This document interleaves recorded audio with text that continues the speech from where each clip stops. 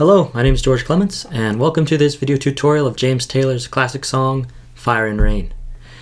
If you like this video and want to support me as an artist and teacher, feel free to follow me on Patreon in the link below. And for $5 a month, you can help support me and gain access to more videos like this one.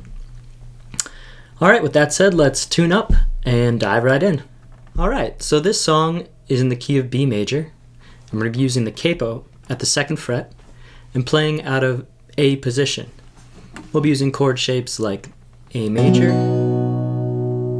E minor 7, D, A back to A, and also use E major and G major 7. We're going to be using D, and we're going to be doing a little walk down. But I'll get into that as we go along. But I'll be referring to the chord shapes, not the actual roots of the chord, because we have the capo on. Alright, so I'm going to play my arrangement of this song now. I'll just do the intro, the verse, the chorus, and then the outro. Alright, so here we go. 3, 4.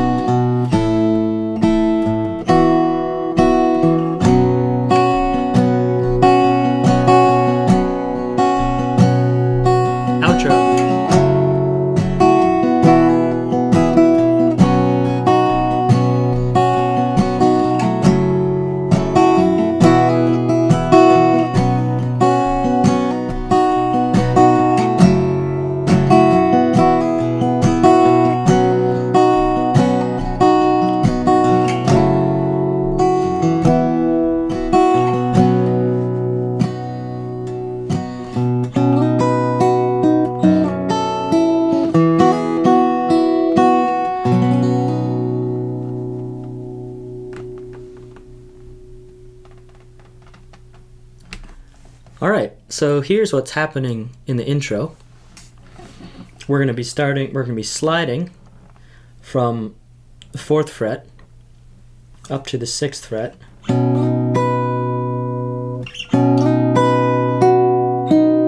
Kind of a backward roll with these 3 fingers, ring, middle, index. So it's like squeeze, and then a backward roll. And my left hand is just doing a little triad here. If you don't know this shape, it's a very nice little shape to know as a guitarist. It's a little major triad in first inversion for those music theory nerds. And then we're going to slide that down 2 frets to here and do the same thing. So it's like this. Then we're going to do a squeeze and slide. So once more.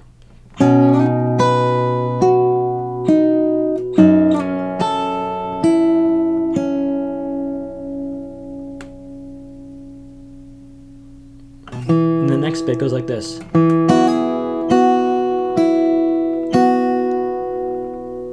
And then we go to A sus. And then we're going to do a little hammer on.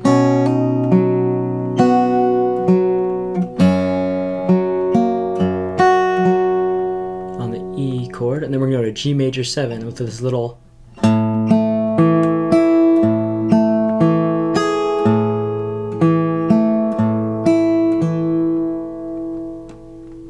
right?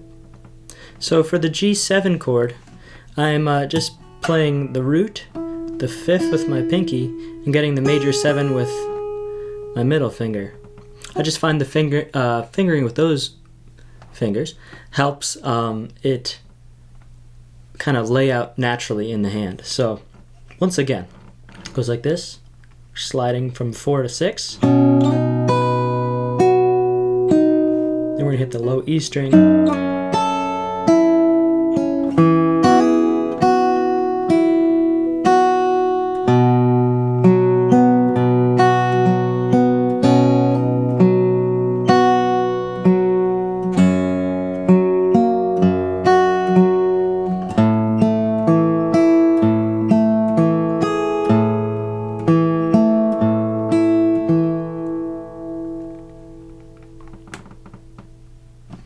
So that's the intro. It's probably the trickiest part of the whole song, just because there's that slide, then there's this slide, then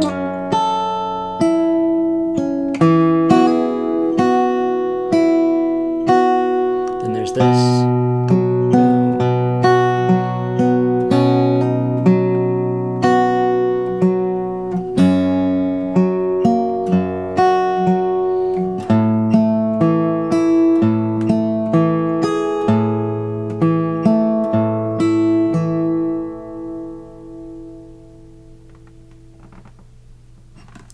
Alright, so the thumb pattern is kind of changing right from chord to chord.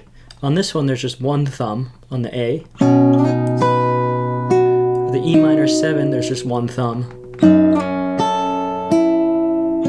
And then the thumb kind of comes early here for the D chord. Then when we get to the A chord, our thumb starts alternating, right?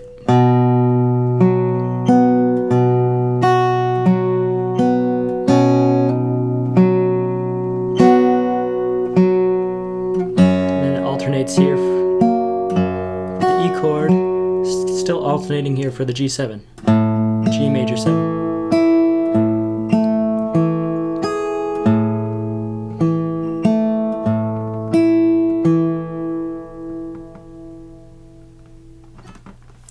Alright, so just take that nice and slow and try and be aware of the thumb pattern for each chord. Alright, here is how the verse goes. This one for our left hand, we're going to be using the A major shape, and I like to play it with fingers 2, 3, and 4. And the reason I do it this way instead of this way or this way, I like this because I can easily hop these fingers over to get to the E major chord. So it's, to me, that's just easier to go like that than to go like this than to that. So that's my logic. So I go like this. It's like this. And the E minor 7. D. The hammer-on. And then our little A fill.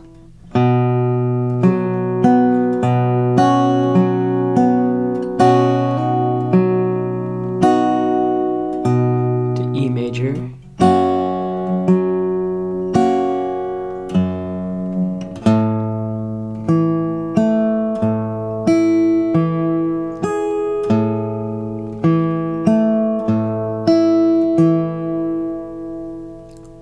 right?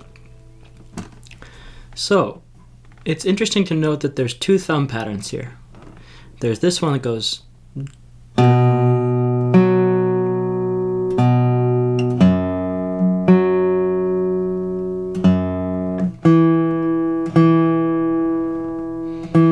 with the A, it starts to alternate. And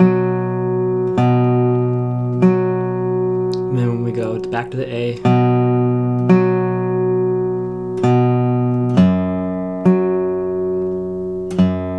and the G, it alternates.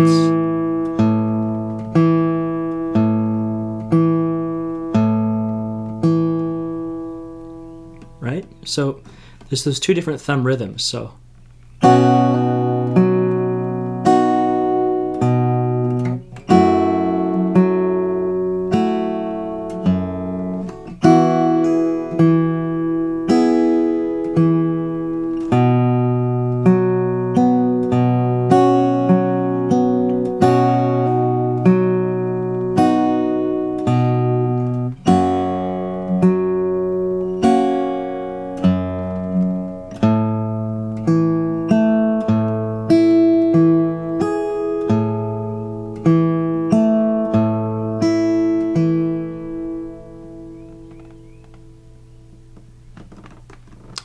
Alright, so that's the verse. Just take it nice and slow, and once again, just being conscious of where the thumb is changing and where the thumb pattern is staying the same.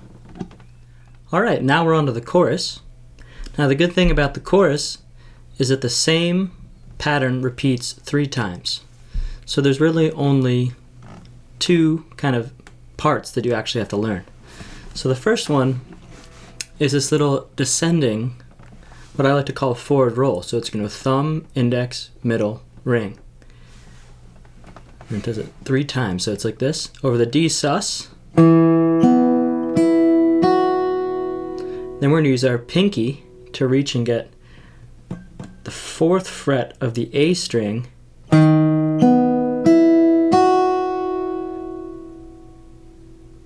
then we're going to do a B minor 7. We're going to use our first finger on fret 2, our middle finger on fret 2 of the G string, and keeping our ring finger still at the 3rd fret of the B string. That's the B minor 7. And then we go to the E major shape. So that pattern changes a little bit there, right? So we've got the forward rolls.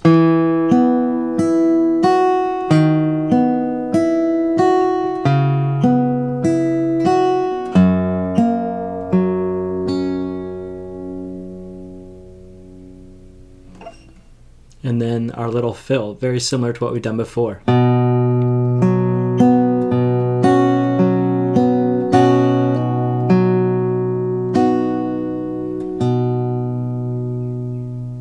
And then we do the roll again.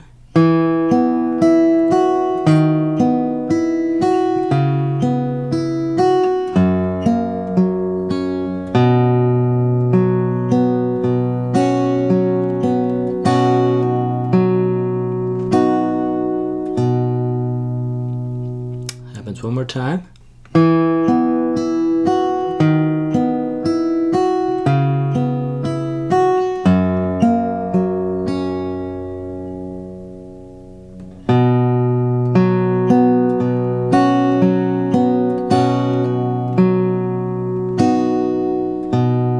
And then we're just going to do this big squeeze on a G chord.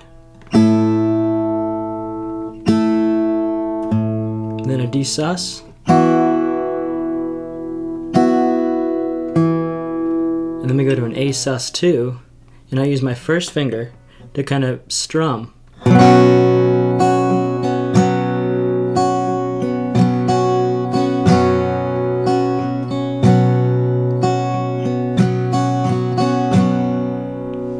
Right, and that takes us back to the verse. So, a couple things to pay attention here are, once again, where the thumb is changing its pattern and where it's staying the same. So for the descending line, the thumb is going on the roots of each of these chords. So D, C sharp, B, then the E of the root of the E chord. And then it does this thing again.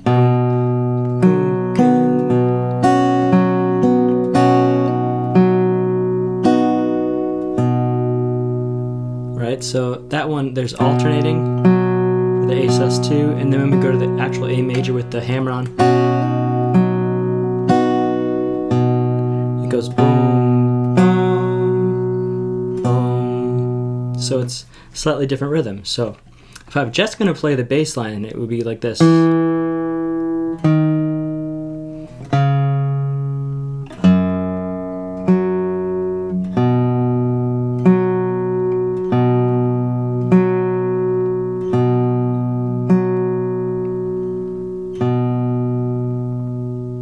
Right? So just now, let's pay attention to what the fingers are doing. Just do the finger. So it's like.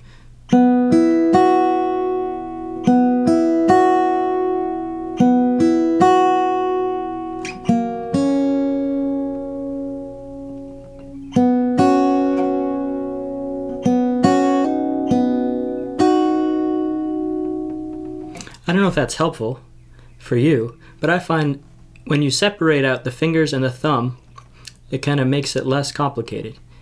and then try syncing them up. So.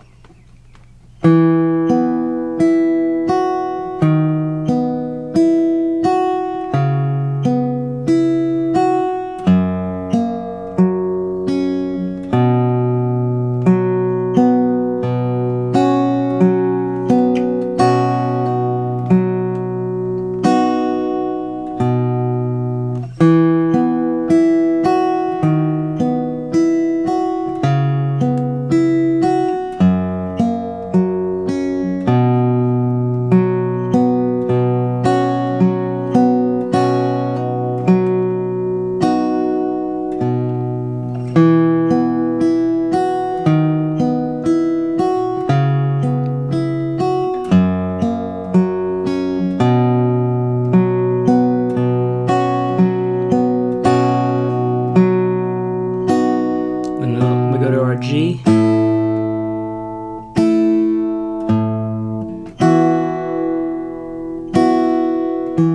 then our strum.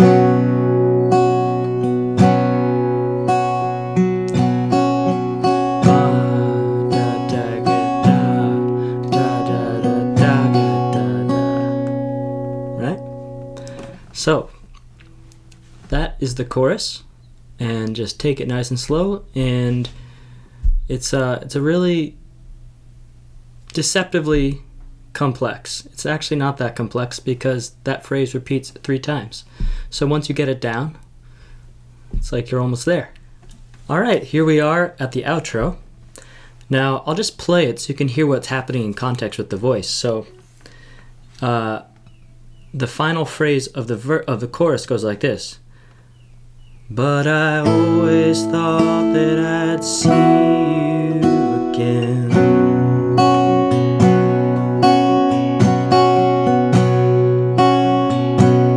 Now we're just going to go to that E minor 7 and keep that kind of strumming going. Thought I'd see you, E minor 7, D, D, A sus. And then it's, there's just a things coming my way. You see how I'm leaving my pinky down? Before there's E minor 7 to D sus. Instead of refingering that note, I'm just leaving that pinky down. I mean, you could do that if you want, if that's more comfortable for you. You could play E minor 7 like that, or you could use the pinky, which is what I do, just because that's what I'm used to. To the A sus 2 like this. E minor 7s, D sus 2, A sus. And the rhythm is like down, down, down, up, down, down, down, up, down, up, down, up, down, up, down, up, down, up, down, up, down, down, down. Thought I'd see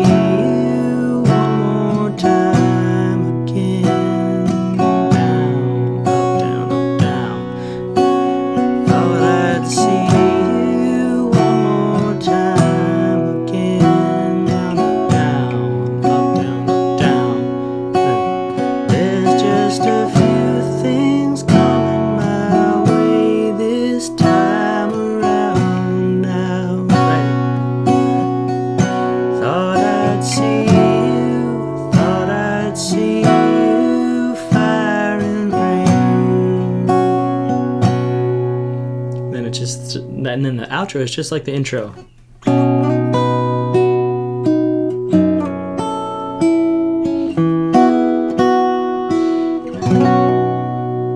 Except I only do half of it, just that first little bit. All right, so that's kind of how we get out of the song. And yeah, it's just a simple way to kind of bring us full circle, end the song with the same material as the intro. It's kind of like bookending it. All right, congratulations, you've made it to the end of this video.